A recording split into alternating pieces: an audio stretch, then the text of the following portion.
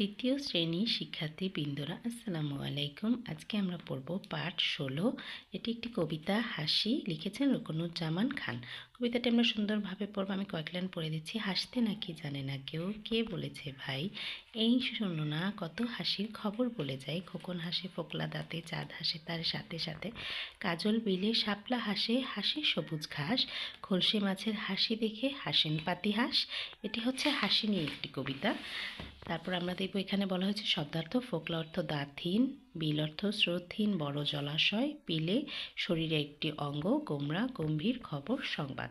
খবর, বাবা সবসময় খবর দেখেন। ফোকলা, খোকন ফোকলা দাঁতে হাসে, রাঙা টিয়ে রাঙা ঠোঁটে হাসে, শিশুটি গোমরা মুখে বসে আছে।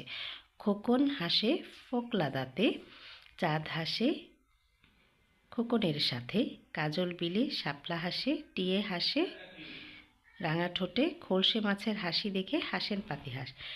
এখন আমরা শূন্যস্থান পূরণ করব। এই শোনো না কত হাসির খবর বলে যাই, চাঁদ হাসে তার সাথে সাথে, টিয়ে হাসে রাঙা ঠোঁটে, বোয়াল মাছের দেখলে হাসি, পিলে চমকে যায়, তাদের দেখে পেঁচার মুখেও কেবল হাসি পায়।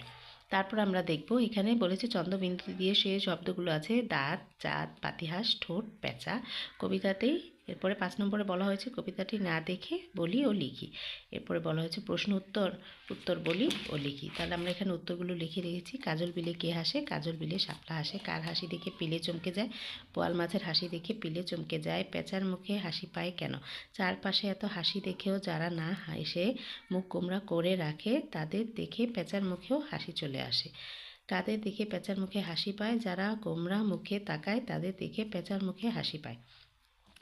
খলসে মাছের হাসি দেখে কে হাসে, খলসে মাছের হাসি দেখে পাতিহাঁস হাসে। এই যে আমাদের রয়েছে প্রশ্ন এবং তার উত্তর। এরপর বলা হয়েছে 5টি পাখি ও 5টি মাছের নাম বলি। 5টি পাখির নাম তোমরা লিখতে পারো দোয়েল, কোয়েল, ময়না, শ্যামা, টিয়ে। মাছের নাম লিখতে পারো ইলিশ, রুই, কাতলা, খলসে, বোয়াল।